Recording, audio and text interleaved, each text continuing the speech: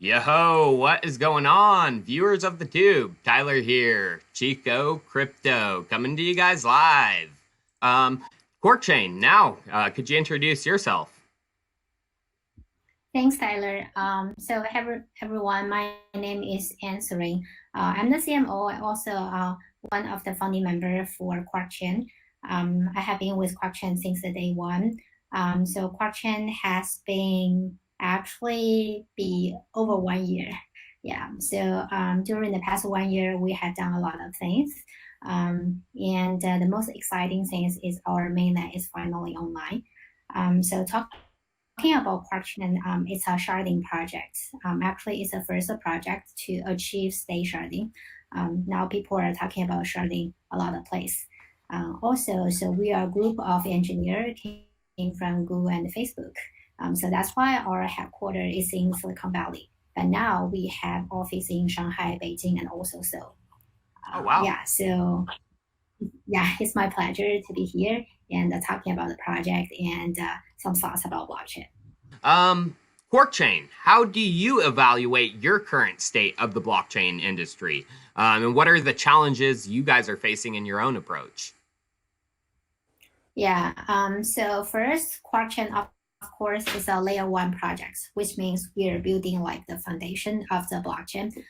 So from my side, to be honestly, I think it's quite early stage for the whole blockchain area.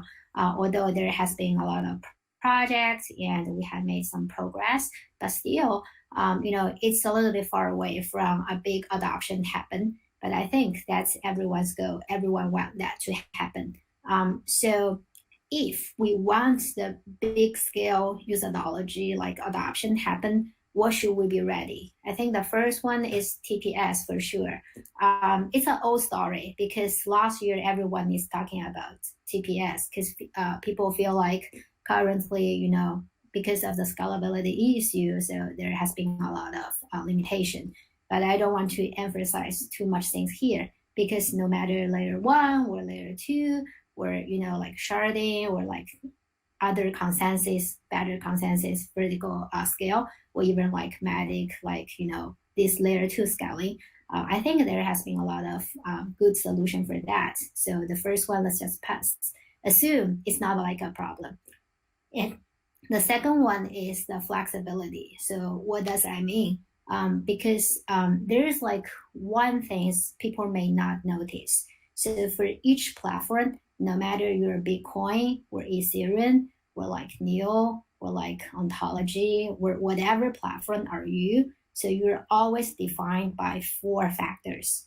The first one is consensus. The second one is tokenomics. The third one is ledger.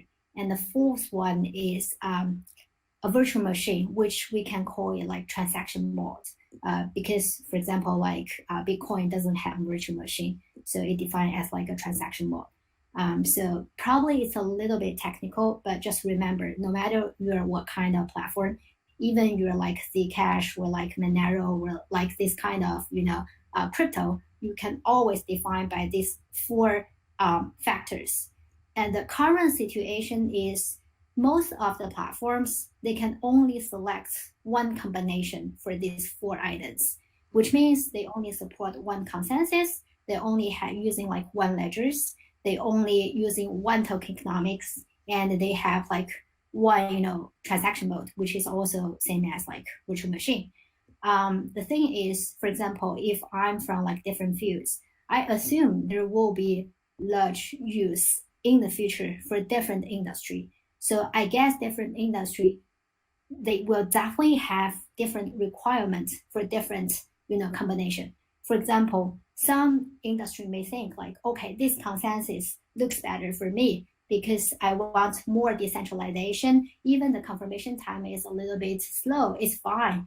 But for another industry, he's like, no, I need like, fast confirmation time. I would rather sacrifice a little bit about like like decentralization. The same thing as someone is like, okay, for this ledger I need more information for this field, but for that ledger no, I don't. Or someone's like, okay, for tokenomics, I definitely don't want someone like will have more every year, right? So they have different requirements. The thing is, currently there's no platform can meet all the requirements because they only have like one combination. So they're not flexible at all, right? This is first things. And also talking about that, so because our technology has been growing a lot, I think there has been two kind of technology. So majority of our current project, they're only focusing on like one side. For example, they're building a better consensus, or they're building a better tokenomics, or they're like just like Libra, they're like, oh, we're creating a new virtual machine. They're all great projects, but they're only trying to just move a little bit more in one side. That's why people are like, okay, after you deliver everything like the mainnet, you have nothing to do because you finish your mission. And when that one got left behind, which means they're like newer technology came out, they cannot catch up that easily. So just like Ethereum trying to improve from POW to POS, they have to do a lot of effort because those are all the things be written in the infrastructure, and the things written in the infrastructure is really hard to change. Yeah, it's not like, okay, let's just change it that easily. Actually, it takes a lot of effort. So from our perspective, we really want to have a very flexible infra. This kind of flexible infra, it can not no matter just support like all the industry needs. How we did that is because we're sharding. Sharding means you can just easily think about there is a lot of chain. So each chain can support a different combination. So basically, people can select different consensus, different tokenomics, different ledger, and different virtual machine in different shards. When different industry have different needs, they can easily just add a new shards and customize that by themselves. So you're taking the holistic approach. This is our infra. So basically, you can easily add shards because we're using sharding project. Okay. And the difference is each shards can actually be redefined in 4 dimension. Awesome. All right. How about QuarkChain? What do you guys got to do to overcome and reach the maturity stage of blockchain? So I actually agree with all the previous ones. So when you talk about like the policy, definitely it's like a big issue. So that's why people are concerned about using blockchain. We have been talking to a lot of companies; they all have the same concern. And also, I agree that a better user experience, no matter for the customers who use that, or for the developer who are trying to develop based on your platform, it's really important. But except for that, and to be honestly, a lot of people ask me like, why do you guys trying to incubate some, the app or like applications which will become like a killer the app or something? So I don't think that's something a platform can do. Basically, a platforms. So you need to focus on, providing like all the infrastructure, a better infrastructure for the applications for the users. But actually, a killer the app or a killer application, the key point is how you attract the traffic. If you can doing a killer the app, you can certainly develop a killer app. So there's no very big difference about that because it's all about like the traffic. So I guess the first killer the apps will came out not just by no face. Actually, it may came up just by transfer from existing industry. Actually, we talked to a lot of industry currently. Some of them do have the needs to use blockchain. So the reason there still has some concern where they only want to have like a small try. The first one is definitely like policy issue. And the second one is they don't think, the current infra is good enough to meet their problems, like I mentioned before. So current platform, they all require them to stick to their combination. They have to use what platform already provided. It's really hard for them to customize what they really need. But so currently we're helping some enterprise to doing their own enterprise solution, so they can select their consensus tokenomics virtual machine or something. So by this way, they would like to try to see what's going on and whether their imagination about blockchain can really solve their issue. I think it's only like the first step. But if that can really matters, I think there will be, probably like more mature like application, and they will put like more effort into that. Oh, wow. So you think basically, we're going to have these like test applications first, and then eventually we'll transfer into the mainstream applications. Yeah, and also I don't want to call it application because sometimes themselves is like what we think about like a public chain. Yeah. Okay. Because for DF, they cannot determine their own tokenomics, they cannot have their own ecosystem. But as like a public chain, they can. Yeah, so that's Yes. why a public chain can be built on top of QuarkChain. How about Quark?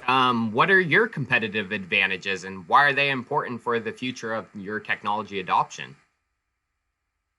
Of course.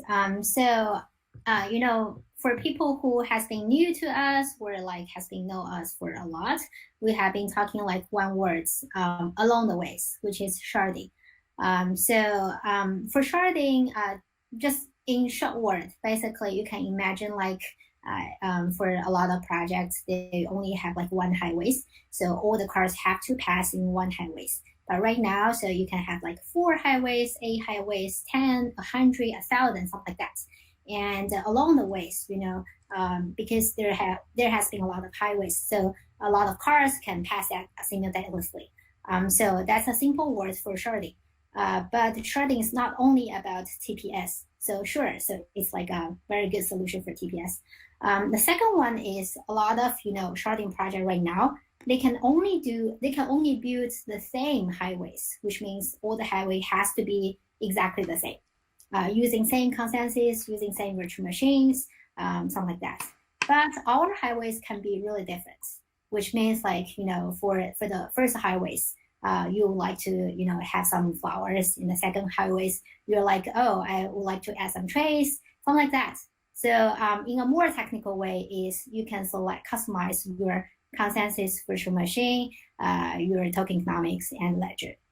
So the good things, like I mentioned before, the first one is flexibility. So no matter what kind of requirement as an industry has, we can always customize for that. And the second one is I know a lot of projects, including you guys, are doing fantastic job. So either having like better consensus or like a good tokenomics or like even some better virtual machine, some language like language for the developers. I think they're all good like things. So no matter what is that, if it's really good, we can easily adapt to our new shards and easily adapt to the new development. So the fourth one is this is really a good way to avoid splits or hard fork. As we all know, like BCH, hard fork into ABC or SV because they have different opinion about. I'm not talking about like policy or something. Only talking about like technology. One thing like they want to add smart contract, but one thing like let's just stick to the P2P transactions.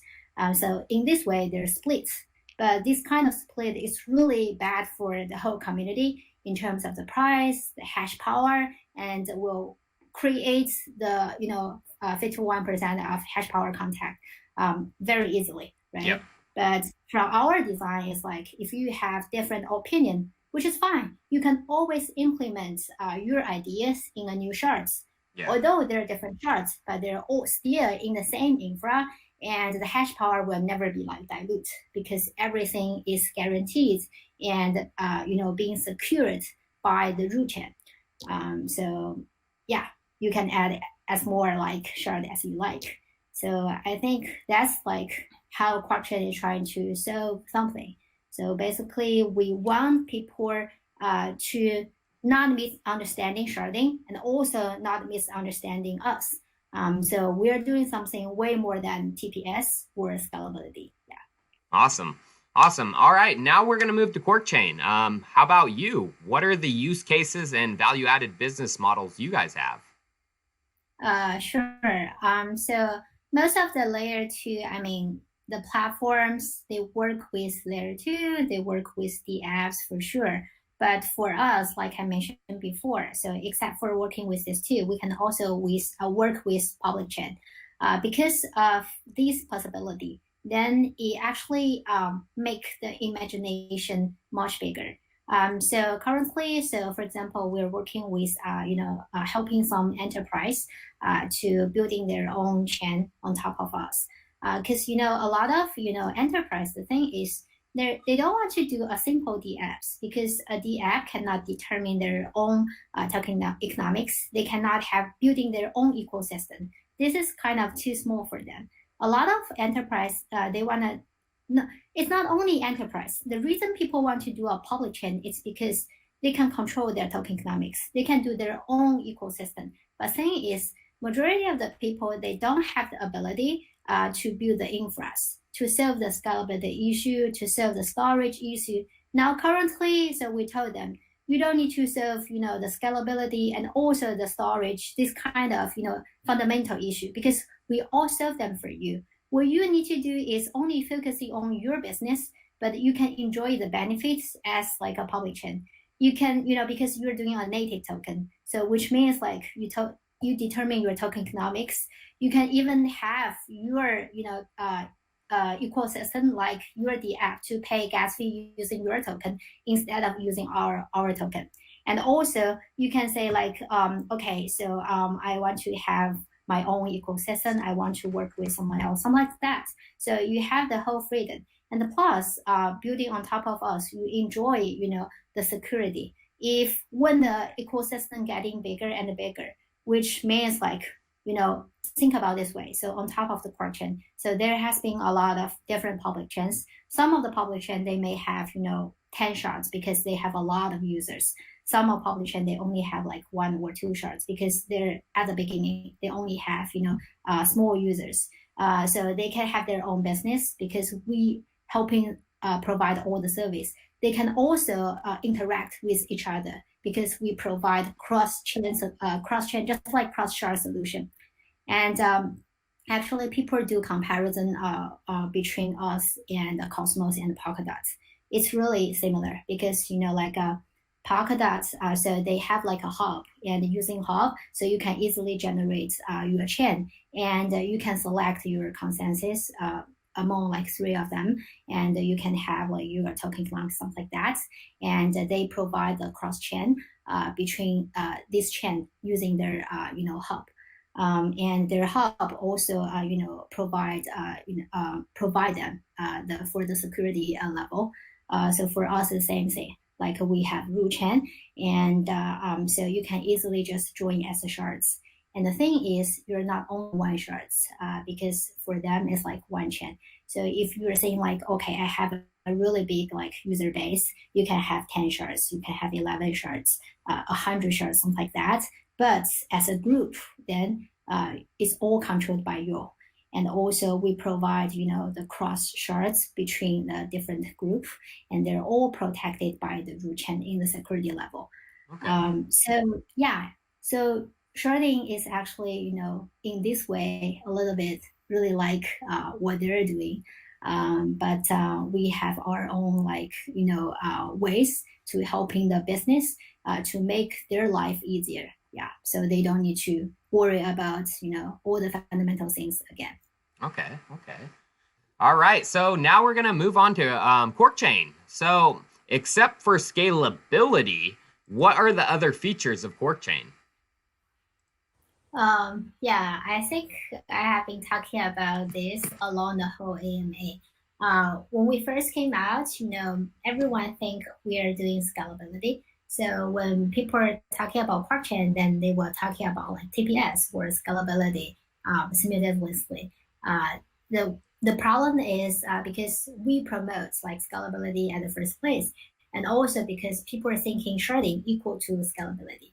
But after today's AMA, I hope people really knows like except for scalability. So we're also, very flexible.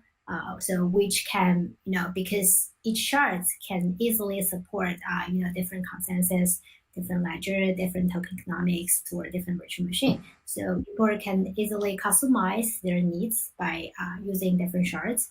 In this way, it can meet, the demand for different industry, and also no matter there are like other new technology came out, so we're not competitor. Actually, we can adopt to this new technology very easily because we know a lot of platforms like public chain. So their strong point is focusing on a new consensus.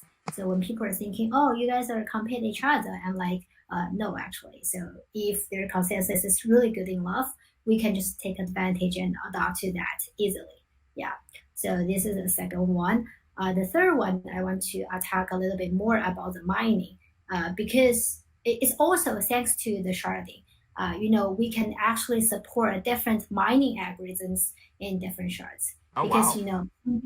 some people really like the Ethereum mining algorithm using like Ethereum mining machine. Some people like Bitcoin mining machine, and the Dash, the Nero, they're all like different, mining algorithms. So it's different mining machine, and it will belong to the different mining group because people stick to some small like group for different mining algorithm. So some people prefer this one, while some people prefer that one. So from our side, we're like, okay, no matter so which group you belong to, so we provide it just like a big, playgrounds. You can play whatever you like. So everyone can be included here, and they can find, a place suit for their needs. Currently, so we support two mining algorithm. So one is Ether hash, and one is QuarkChain. So one is for GPU mining, and one is for CPU mining. And we're going to add more and more mining algorithms for different miners for sure.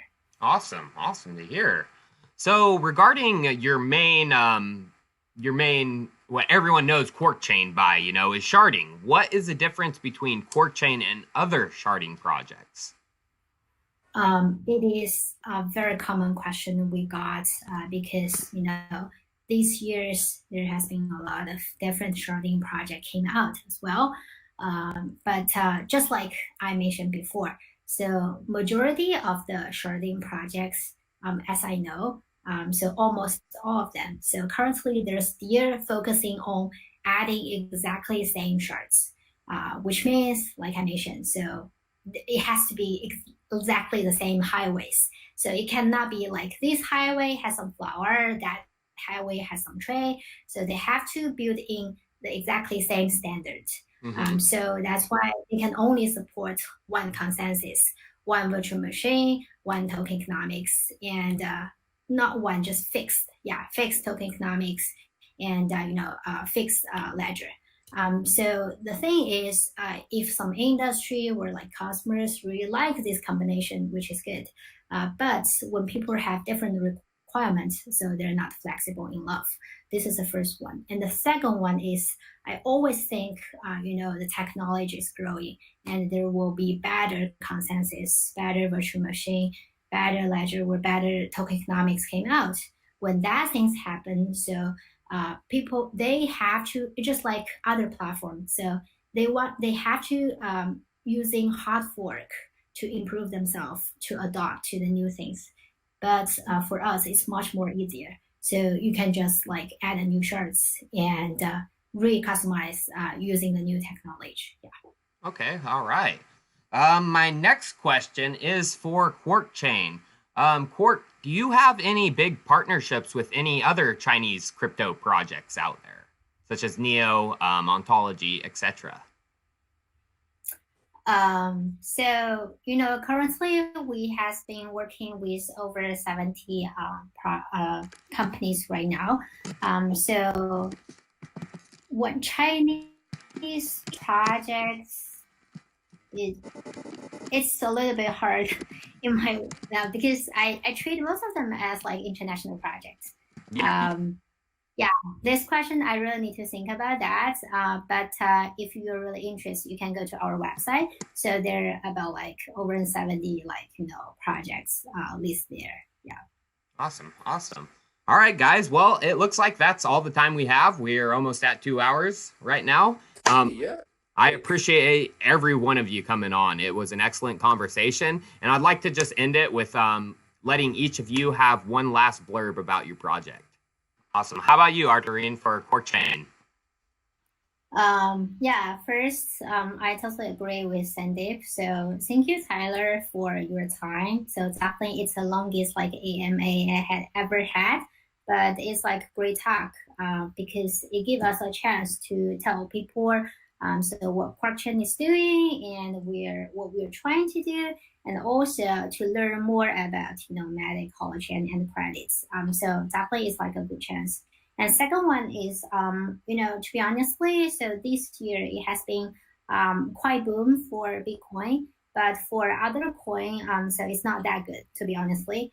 But I do want people to give more patience to the projects, especially the project who are still who are trying to deliver real things, trying to improve, the whole blockchain area.